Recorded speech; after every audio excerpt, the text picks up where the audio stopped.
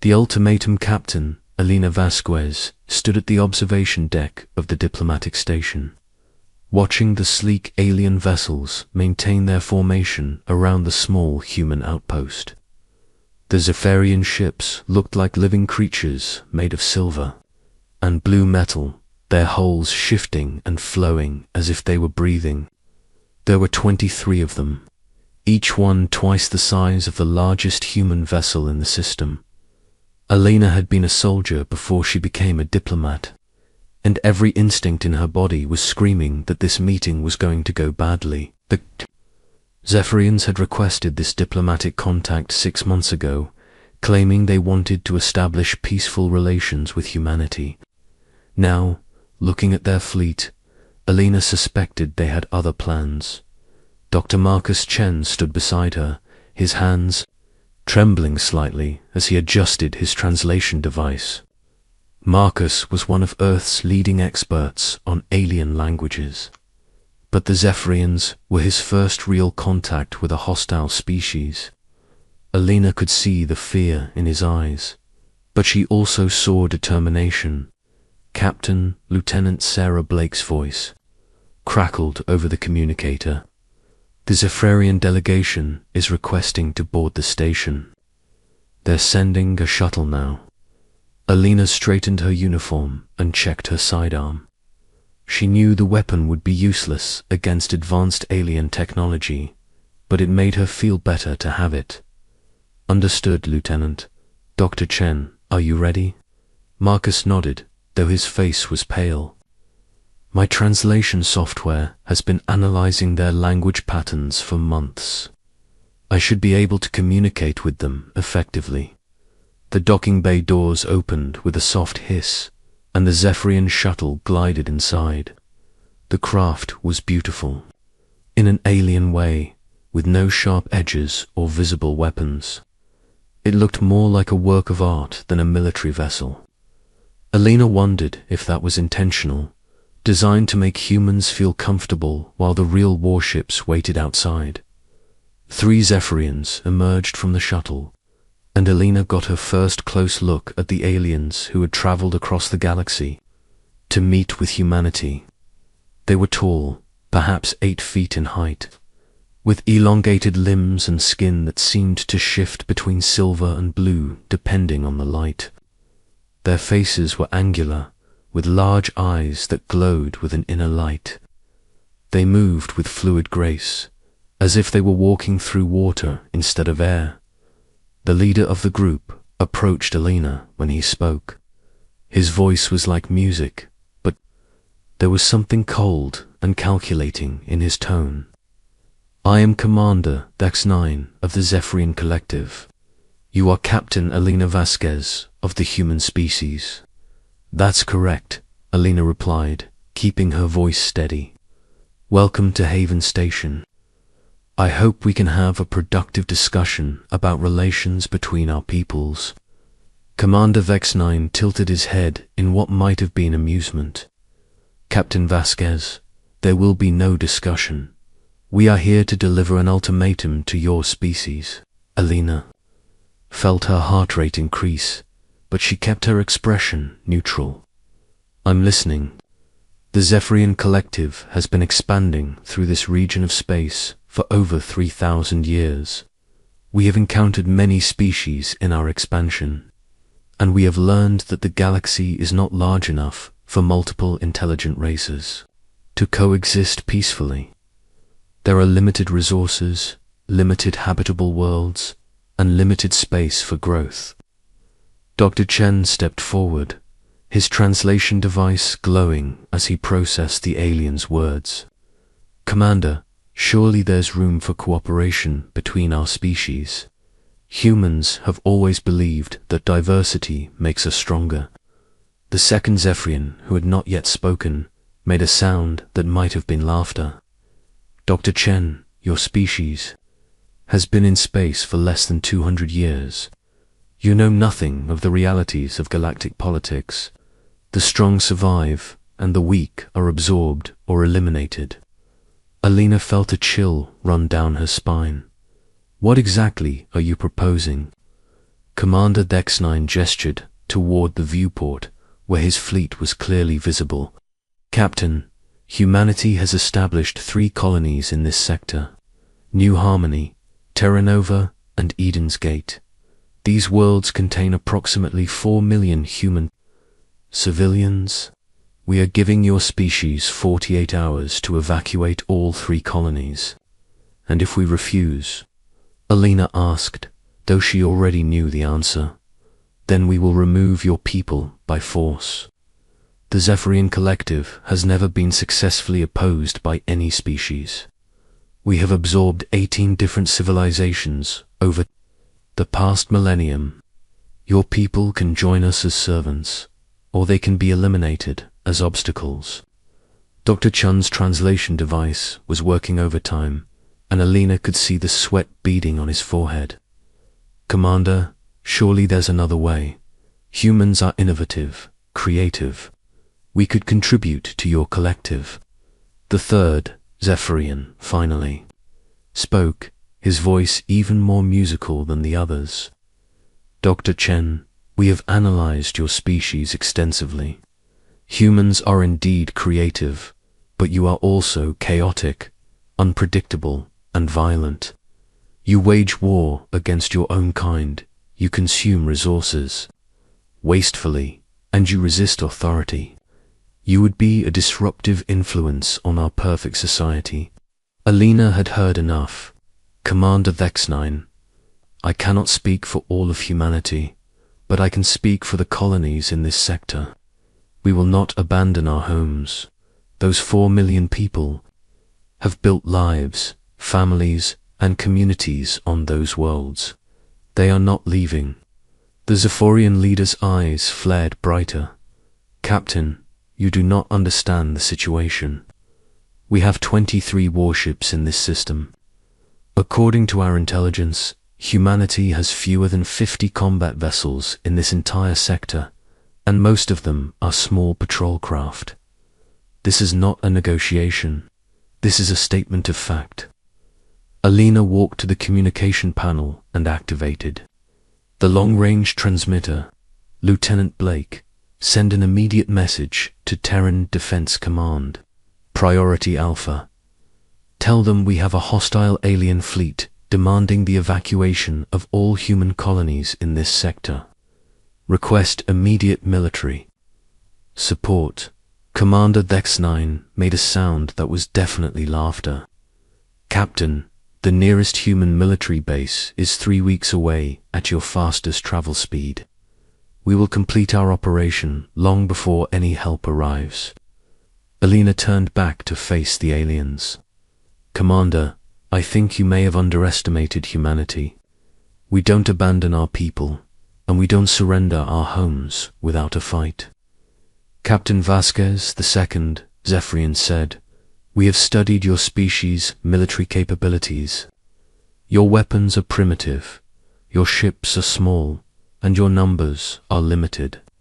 If you choose to fight, you will lose, and many humans will die unnecessarily. Dr. Chen stepped beside Alina, his fear replaced by anger. Commander, you speak of us as if we're animals to be herded. We are a sentient species with the right to exist and determine our own fate. Dr. Chen, Commander Dex-9 replied, rights are a luxury that can only be afforded by the strong. Your species is weak, divided, and technologically inferior. You will submit to the Zephyrian Collective, or you will be eliminated.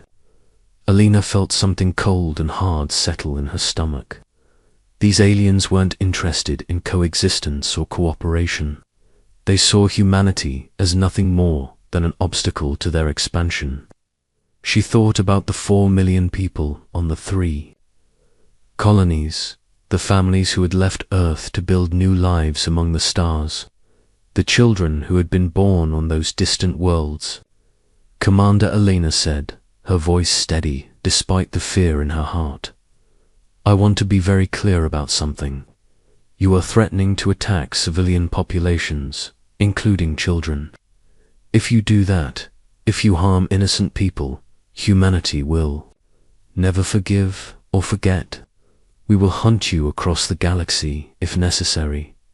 The Zephyrian leader's expression didn't change. Captain, your threats are meaningless. In 48 hours, your colonies will be evacuated or destroyed. The choice is yours. Alina looked at Dr. Chen, who nodded grimly.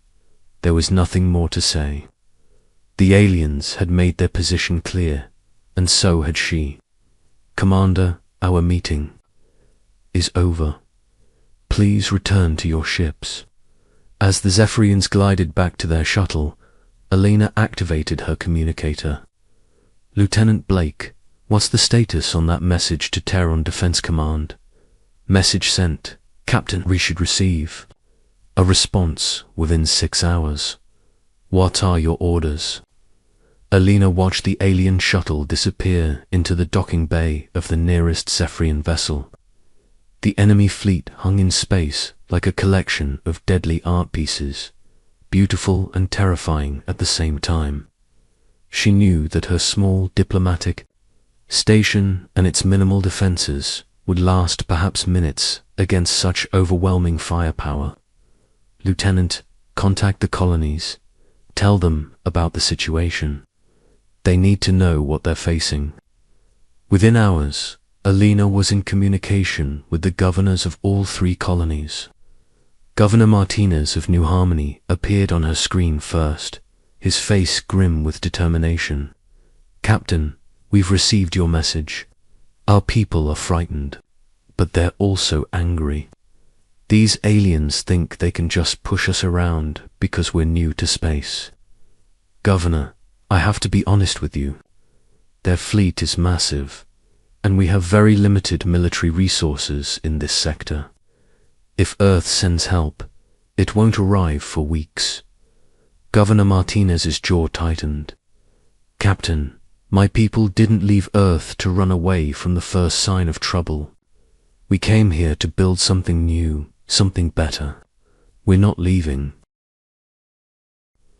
The governors of Terra Nova and Eden's Gate expressed similar sentiments. Alina felt a mixture of pride and terror. The human colonists were showing the same stubborn courage that had driven humanity to the stars. But that courage might get them. All killed as the hours passed. Alina found herself staring out at the Zephyrian fleet, wondering if this was how humanity's expansion into space would end.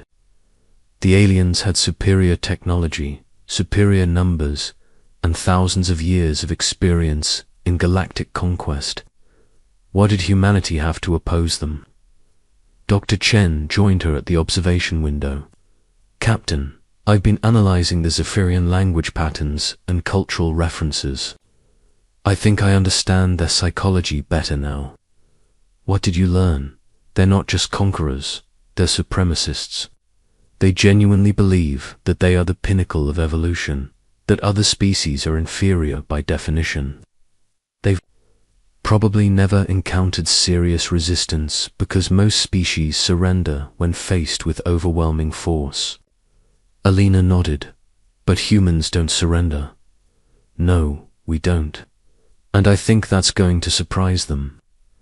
24 hours passed, and Alina received a message from Terran Defense Command that made her heart sink. The nearest fleet was indeed 3 weeks away, and it consisted of only 12 ships. Even if they arrived in time, they would be vastly outnumbered by the Zephyrian force. With 18 hours left until the alien ultimatum expired, Alina was preparing for the worst when Lieutenant Blake's voice crackled over the communicator with excitement. Captain, you need to see this. I'm picking up a massive energy signature approaching the system. Alina rushed to the sensor station, where Lieutenant Blake was staring at her displays with wide eyes. What am I looking at, Lieutenant? Ma'am, it's a ship, a big one. Energy output is off the charts, and it's moving faster than anything I've ever seen. It should reach the system in 12 hours. Dr. Chen joined them at the sensor station. Could it be another Zephyrian vessel? Lieutenant Blake shook her head. No, sir. The energy signature is completely different. This is definitely human technology, but it's unlike anything in our current databases.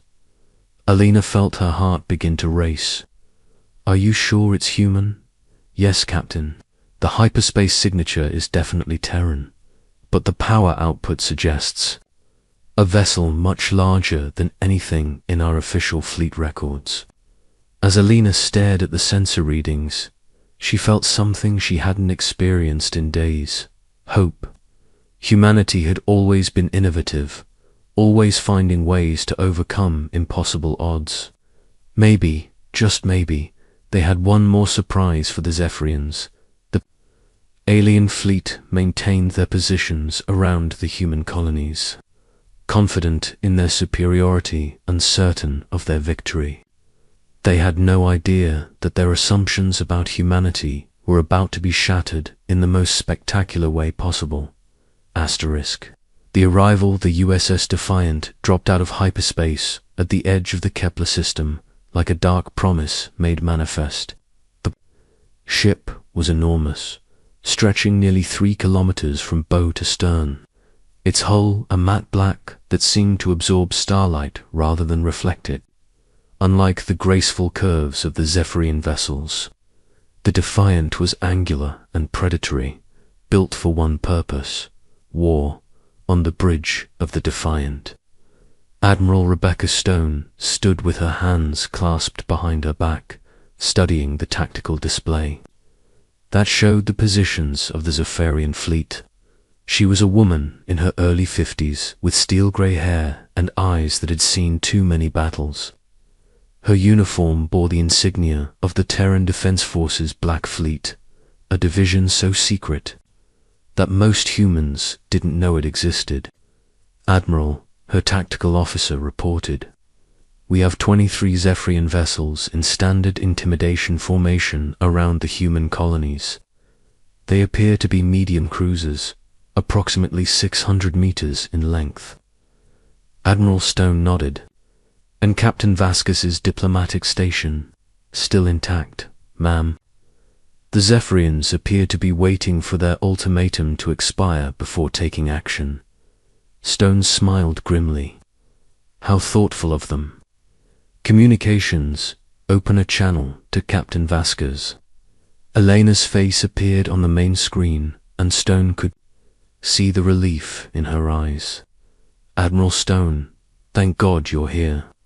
The Zephyrians have given us less than 10 hours to evacuate Familian colonists." "Captain Vasquez, no one is evacuating. Your people are under the protection of the Terran Defense Force. We're here to make sure they stay that way." Elena's brow furrowed. "Admiral, I've never seen a ship like yours. What is the Defiant?" Stone's expression grew serious. "Captain, there are aspects of Earth's military capabilities that the colonies haven't been informed about. The Defiant is part of our Deep Space Defense Initiative. We've been preparing for this kind of encounter for decades." On the Zephyrian flagship, Sub-Commander Vex 7 was staring at his sensor readings with growing alarm. He was younger than Commander Vex 9, with lighter blue skin and more pronounced ridges along his skull. His role was tactical analysis, and what he was seeing made no sense. "Commander," he said, his musical voice strained with confusion, "we have a problem. The human vessel that just arrived is massive. It's nearly 3 times the size of our largest ships, and its energy output is beyond anything in our databases." Commander Vex 9 looked at the tactical display with disdain. "Sub-Commander, size does not determine victory. We have 23 ships, they have 1. The mathematics are simple. Sir, respectfully, I don't think this is a normal human vessel. The energy signatures suggest weapons and defensive systems far beyond what we've observed from human technology." Vex 9's eyes flared with annoyance. "Sub-Commander, we have studied the human species for months. They are primitives who have barely learned to travel between stars. One ship, no matter how large, cannot stand against our entire fleet. But Vex 7 was studying his readings more carefully. Commander, I'm detecting weapon systems that don't match any known human technology. This ship appears to be equipped with gravitational manipulators, quantum torpedoes, and something that looks like a stellar compression cannon. Impossible, Dex 9 replied. Human technology is centuries behind our own. You are misreading the data. Meanwhile, on the Defiant, Admiral Stone was addressing her senior staff. Chief Engineer Rodriguez, a stocky man with graying hair and steady hands, was reviewing the ship's systems.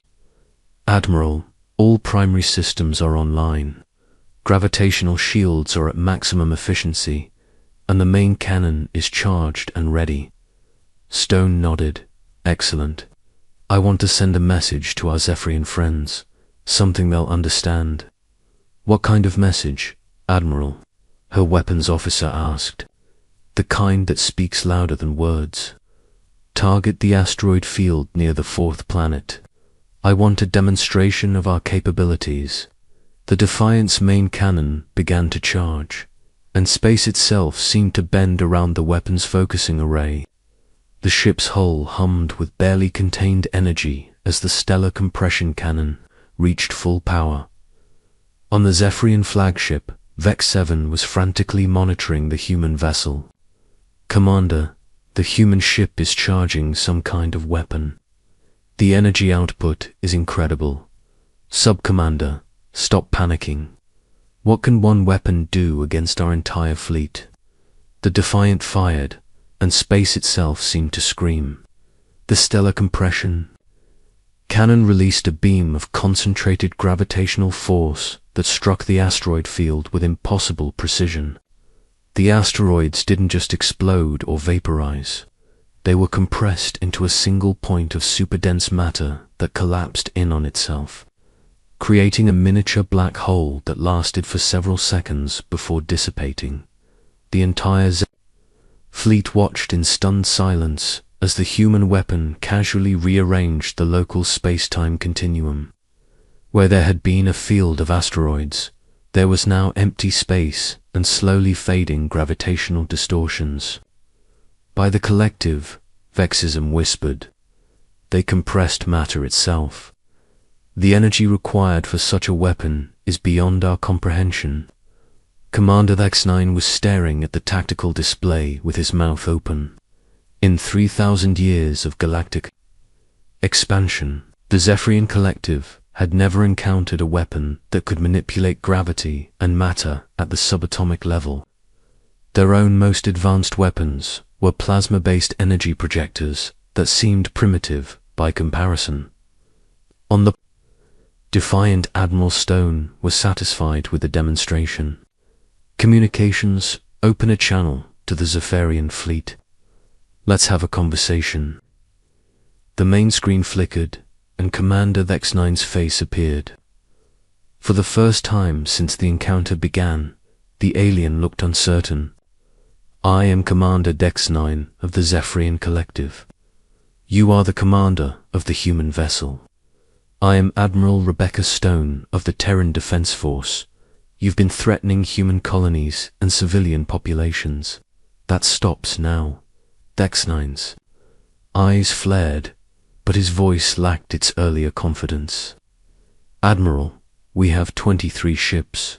You have 1.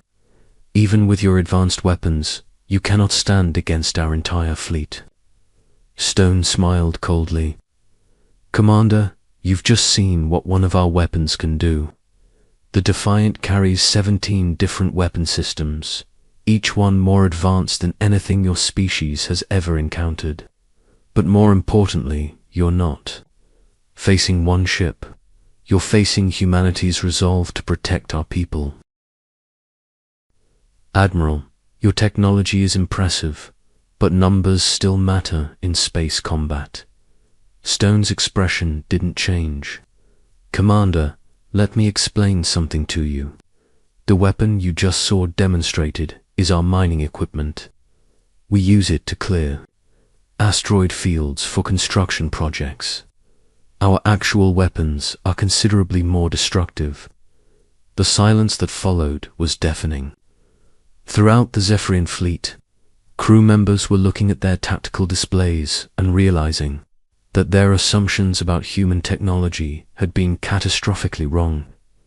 The species they had dismissed as primitive had just demonstrated the ability to manipulate the fundamental forces of physics. Subcommander Vex 7 was running rapid calculations on his console. "Commander, if their mining equipment can compress matter at the subatomic level, their actual weapons could potentially collapse stars or destabilize entire solar systems." Vex 9 was beginning to understand the magnitude of their error. "Admiral Stone, we may have underestimated your species' capabilities. Perhaps we should reconsider our ultimatum." Stone leaned forward. "Commander, there's nothing to reconsider. Your ultimatum is rejected. The human colonies remain exactly where they are, and your fleet will leave this system immediately." "Admiral, the Zephyrian Collective has never retreated from a system we have claimed. Our reputation throughout the galaxy is built on strength and consistency." "Commander, your reputation is about to be built on wisdom and the ability to recognize when you're outmatched. You have 1 hour to leave this system. If you're still here after that time, I'll consider your presence an act of war." The communication ended, and Nex-9 found himself staring at a blank screen. Around him, his crew was looking at him with expressions of fear and confusion. For the first time in Zephyrian history, their fleet was facing an enemy that was technologically superior. "Subcommander," Dex-9 said quietly, "what is your tactical assessment?" Vex 7 looked at his readings one more time.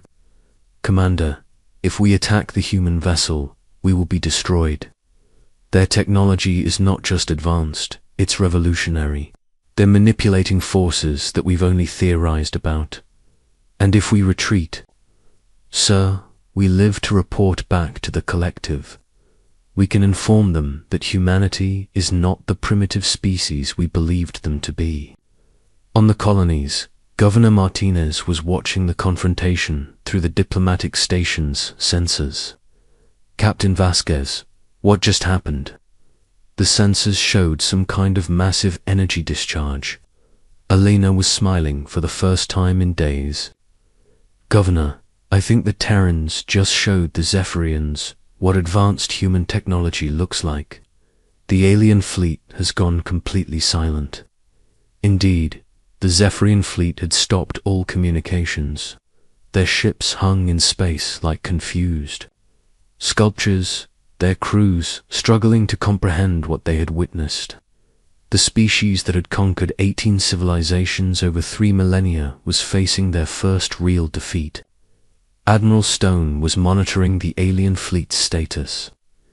"Chief Engineer, what's the Zephyrian fleet doing?" Rodriguez checked his sensors. "Admiral, they're not moving, but they're not charging weapons either. I think they're in shock." Stone nodded. "They're learning that humanity doesn't bluff. Communications, open a channel to all human colonies in the system." Governor Martinez's face appeared on the screen, along with the governors of the other 2 colonies. "Admiral, we can't thank you enough.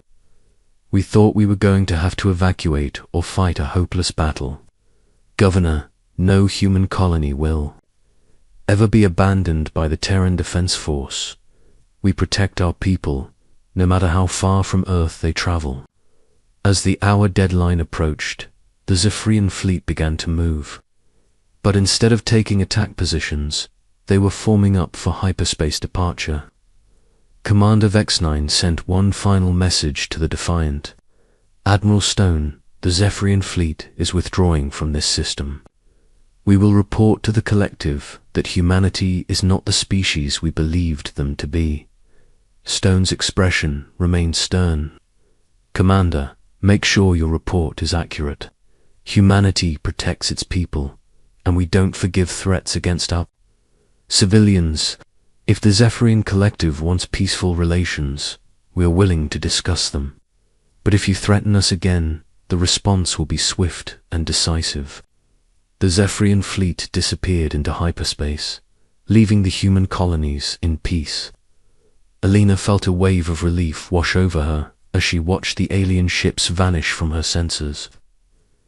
"Admiral," she said over the communicator, "how long has the Terran Defense Force had ships like the Defiant?" Stone's smile was enigmatic. "Captain, humanity has always been innovative.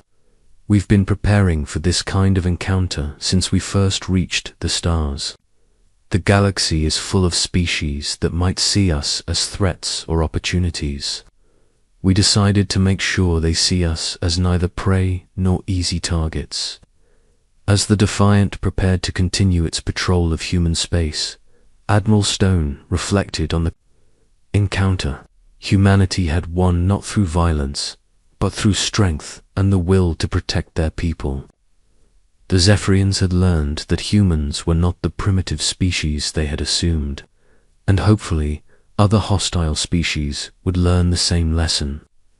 In the end, the aliens had gone silent, not because they were defeated, but because they had finally understood what humanity truly was. A species that would never abandon its people, never surrender its freedom, and never stop pushing the boundaries of what was possible.